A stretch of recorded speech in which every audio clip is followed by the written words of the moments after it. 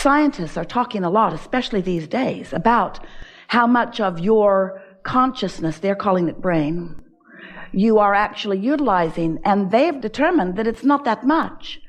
And we want you to understand that your brain is not a storage cabinet. It's not where your experiences have been stored. You are a transmitting and receiving mechanism. You are a vibrational interpreter. And your consciousness is about vibration. So when you focus yourself on some subject, on some condition, on some reality, on something that is important to you, as you give your attention to it, you offer a vibration, whether you call it thought or energy or belief. It's all vibration. It's all what you are doing with your focusing mechanism here and now. And the only thing that you ever need to hear or understand or practice, the only thing that matters in order for you to fulfill your reason for being and to live happily ever after, you got to understand the relationship between the non-physical vibration that is you, that is always vibrating, and you in your physical form. In other words, it's the matching or the mismatching of the vibrational frequencies of these two important perspectives that equal you.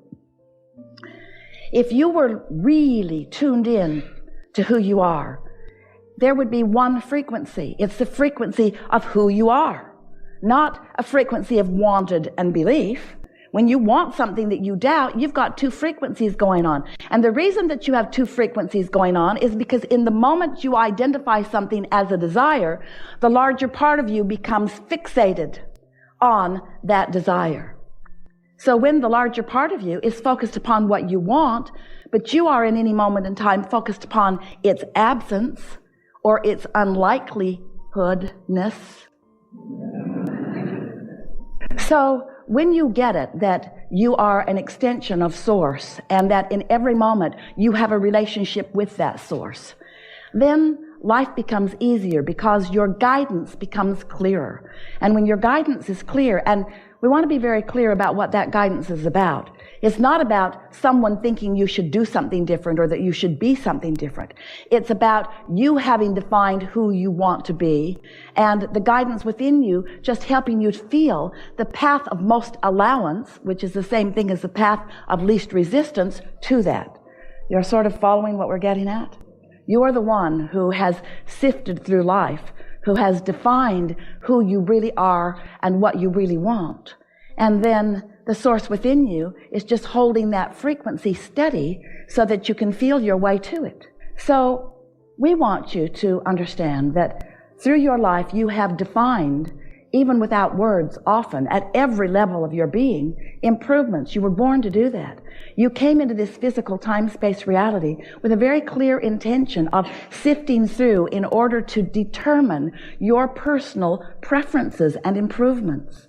But that's only a small part of the equation, because defining it and being a vibrational match to it are two different things. And your words, no matter how much you say the words of what you want, the universe is not hearing your words. The universe is responding to your vibration. An easy way to understand that is the universe isn't listening to what you say you want. The universe is responding to your vibrational practice about it.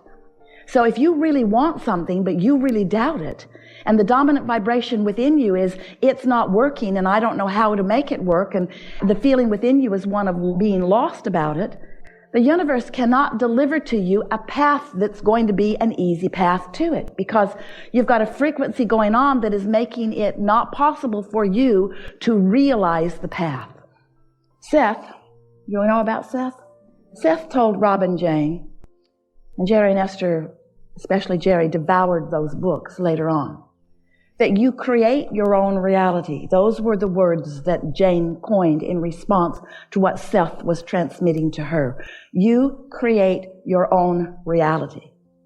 And today, we would like to say to you that, yes, indeed, you create your own reality. But there's a word that we would like to insert that will make it easier for you to understand. You create your perception of reality.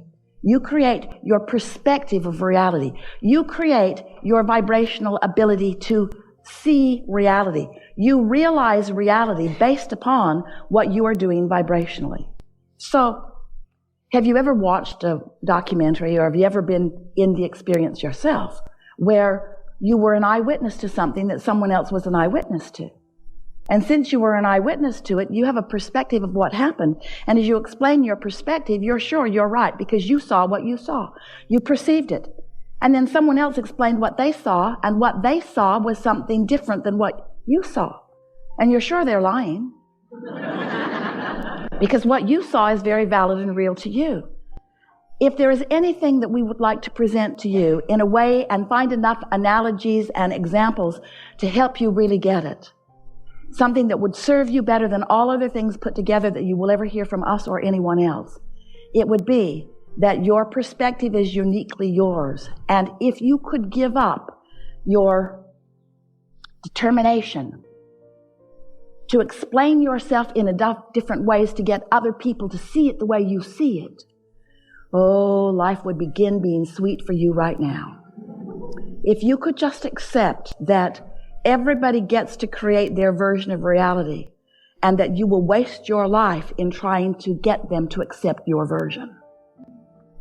Because the life that they've lived and the vibration that they're offering is the reason that they see it as they see it. You can live in the same community and have two very different lives. And what most of you say is, well, of course we live different lives.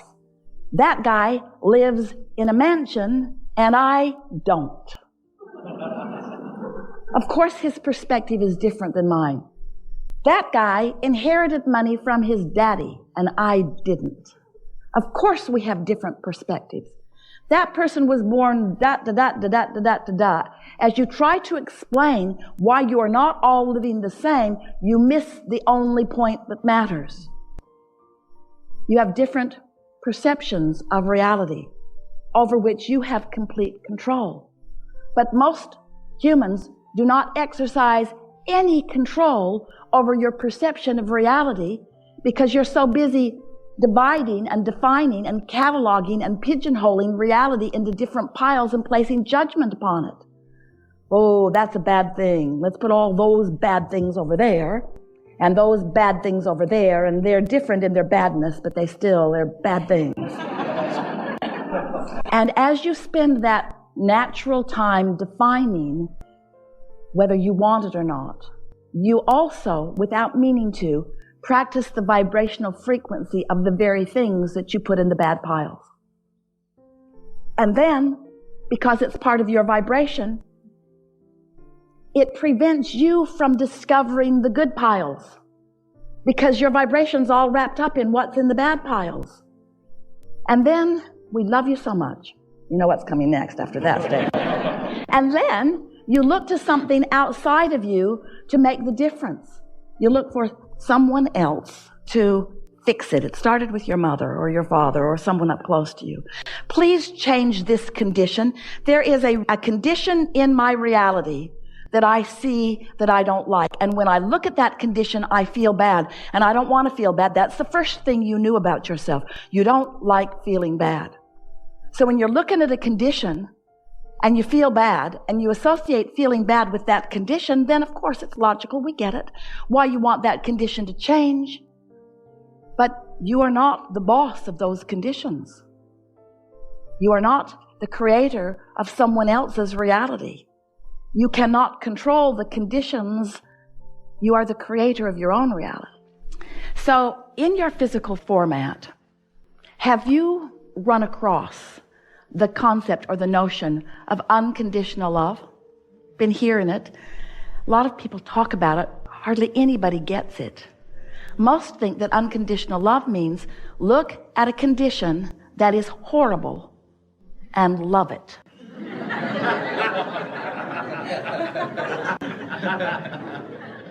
So you need a lot of practice at that. But you can't look at unwanted and be a vibrational match to wanted, so you're never able to accomplish that. That's what makes you want to define things and explain things. But we want you to understand that what unconditional love is, we're going to make it easier for you.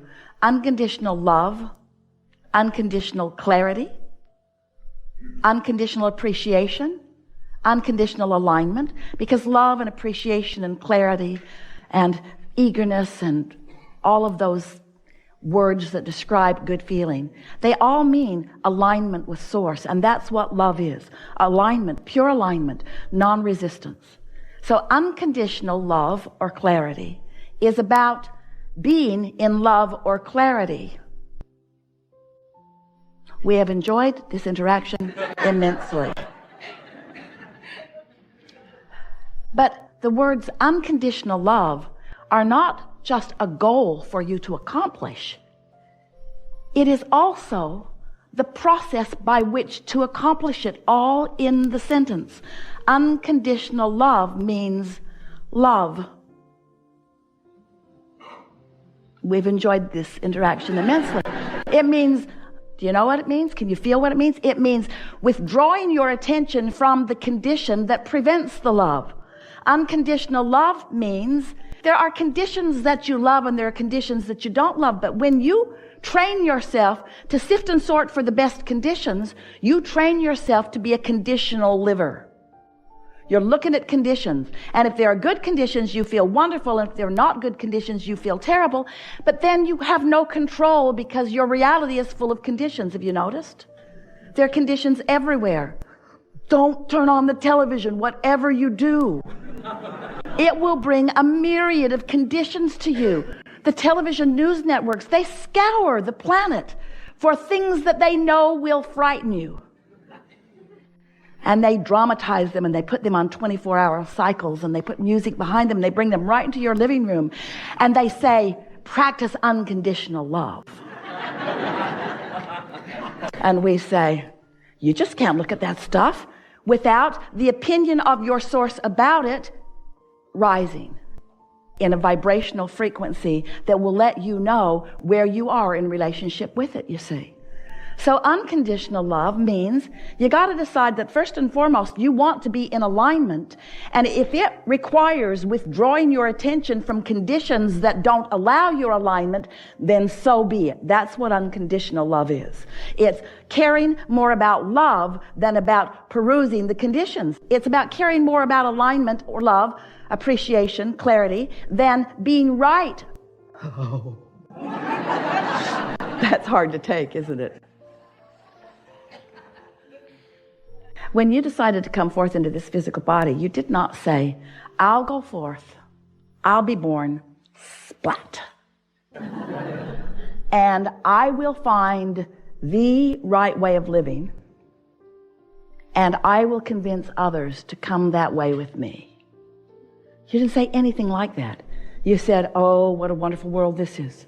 The diversity of this time-space reality will provide for me the most wonderful format for new ideas to be born within me that can be realized by me.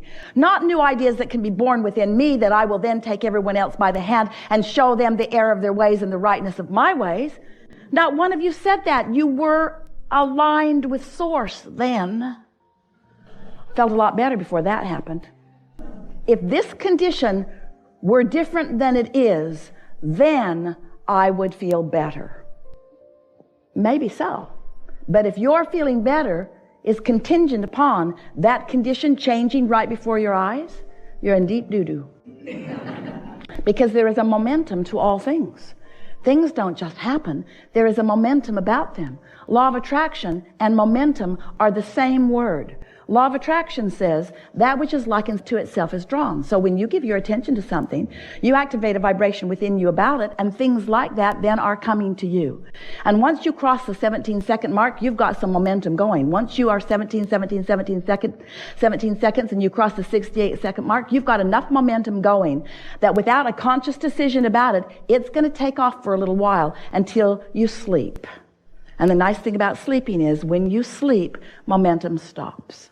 You can pick it right up, and usually do the next day, but you don't have to.